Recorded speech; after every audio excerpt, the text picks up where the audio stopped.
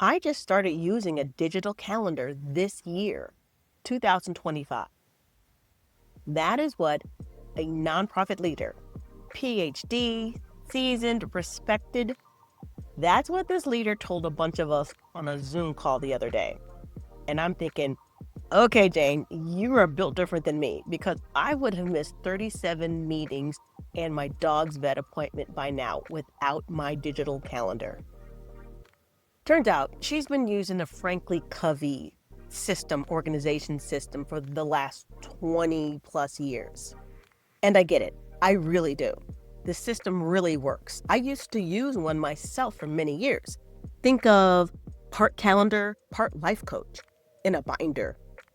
But if you have been hesitant to use a digital calendar, if this sounds kind of like you, give yourself a little credit. I give her some credit. It's not about being resistant to change. It's about protecting a system that you've taken years to perfect and that has worked. At the same time, you know it's time to evolve and to go online. So if you know you need to go online with your calendar, whether that's Google Calendar, Microsoft Outlook, Apple Calendar, or some other system, this video is to help you make peace with the shift and show you one small step you can take today to start making that transition with confidence. Listen, this isn't about whether you're smart enough. You already are organized. You've been using a system that works. You probably got tabs, routines, highlights, index cards. You probably even have a favorite pen that you use for goal setting. So when someone says, just use Google Calendar, that doesn't feel helpful at all. It feels more like sabotage. Here's why it's so uncomfortable. You already have a system that works. You can see it, you can touch it, you can flip to a page from 2008 when you had that conversation with Barb. It's tangible, and that brings peace of mind. Digital doesn't quite give you that, at least not yet. Digital feels invisible and so a little risky. With paper, nothing disappears unless you rip a page out. With digital, you're trusting a screen, a sync, a cloud, and you don't know really where your stuff lives, and that can be a little unsettling. Okay, here's a common one. The learning curve feels like you're hitting a wall. You've spent years getting fast, fluid, and flawless with your planner. Now, suddenly you have to learn menus, buttons, reminders, syncing, colors, codes, etc., and none of it feels intuitive. And that feeling blocks you from starting something new. And lastly, you don't have a ritual with your digital system yet. With your paper system, you probably had a rhythm. Open up your book with a cup of coffee. You have your favorite pen and your highlighters out. You check your tabs and so on. But you don't have that yet with your digital calendar. But new habits can happen, just one step at a time, the same way that you did with your paper planning system. So no, this isn't just about learning a new system. This is about letting go of something that made you feel productive, capable, and in charge. So here's the thing. This shift that you're making from paper to digital, it's not a downgrade. Don't think of it that way. You're not throwing away what works. It's an upgrade to your delivery system. So you're not losing your rhythm, you're evolving it. Think of it this way. Your Franklin, or whatever your paper system is, was a hardcover novel. Beautiful, durable, personal. But the digital calendar, it's the audiobook. Same story, but just a different format, a different delivery system. You're not starting from zero. You're bringing your experience with you. The way you block time, plan priorities, follow through, That's not changing. That's still you. That doesn't disappear with a new system. Here's an example. I have a large family and more kids every year. And the older people in the family can't keep up with all the birthdays. So once a year at Christmas time, I would create a calendar with all of the children's birthdays and print it and deliver it as a present to everyone. That was getting tedious to do every year. So I said, forget it. You know what? I'm going to put this on Google Calendar, put all the birthdays on, and share it with everyone in the family. Now, for some members, it did take a minute to get them to access the calendar, but once they did, now one and done.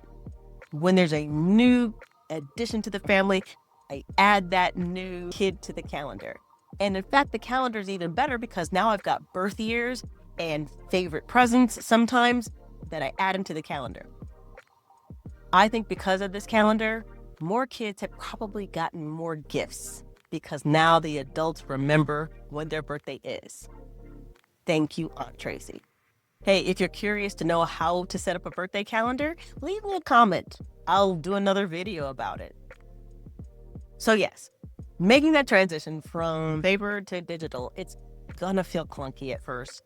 But just like your planner became second nature to you over time, so will this new system. And you'll even find more advantages with it. And we're not throwing shade at paper. That can still be a part of your process. It is for me. I still use index cards for part of my process. Your paper planner has served you well. That girl has been loyal. But she can't send you a reminder or sync up calendar dates with your team or send you a notification that saves you when something has slipped your mind. Here's what you gain when you do make the leap. First, automated reminders and synchronization. So you don't have to remember everything on your own all the time anymore.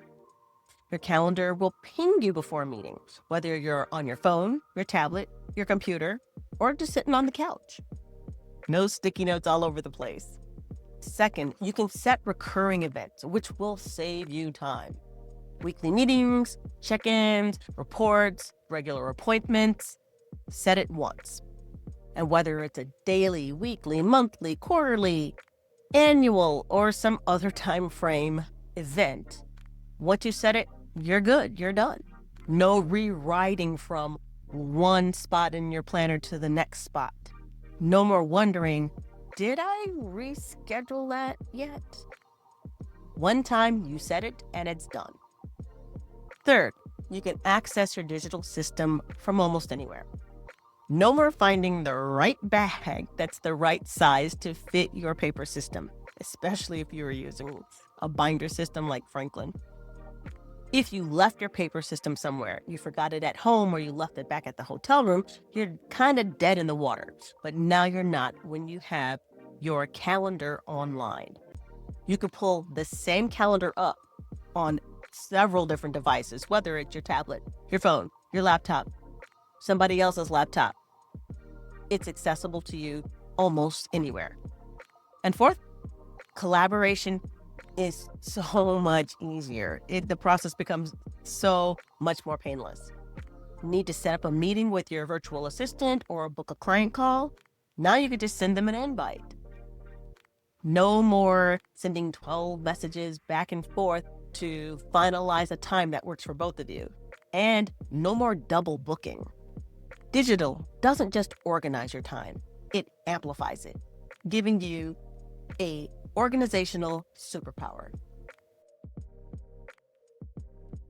So now that we've named the blocks and looked at the benefits, let's take just one small step, one small action together. This is about one easy win that tells your brain, okay, maybe I can do this. Maybe this stuff does work. So this is assuming that you have a digital calendar you are already working with or forced to work with. If not, check out one of my other videos about getting started with Google and Google Calendar. Step 1, you're going to pick a regular task or event that you do that is low stakes, but it's useful. Something that you want to remember, but you're not going to panic if it doesn't go perfectly. Think take vitamins or water plants or stretch for 5 minutes. Step 2, you're going to add that task to your calendar as a recurring event. You're going to look for something that says add new event. It might be a plus sign, depending on the calendar that you're using. Type in whatever that task or event is and set it to repeat however often you need it to repeat, whether it's a daily task or a weekly task. Right now, pick something daily just so you can test this out and get a feel. Step 3, while you're still setting this event or task, set up a notification. It'll look like a notification or a pop-up or an alert. Set it for maybe 10 minutes before you're supposed to do that particular thing. And you'll probably have a choice to set that notification to go to your phone or your messages or to your email.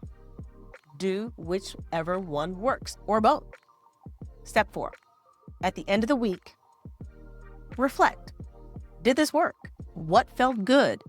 What felt awkward or weird? What can I try next? That's it. If you do that, you're gold. You took the first step and nothing exploded. Just one moment of success in your new system. And that's how momentum builds.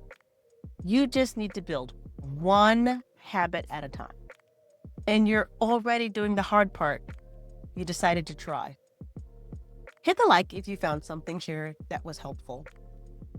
Go in the comments and ask me any questions. Or let me know if you want to see another video on this topic.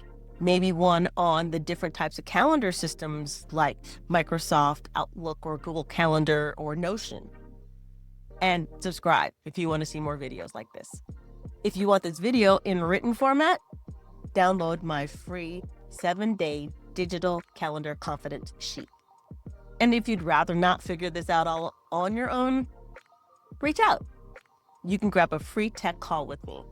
I'll talk you through what it takes to set it up. You've got this. I'm proud of you just for trying.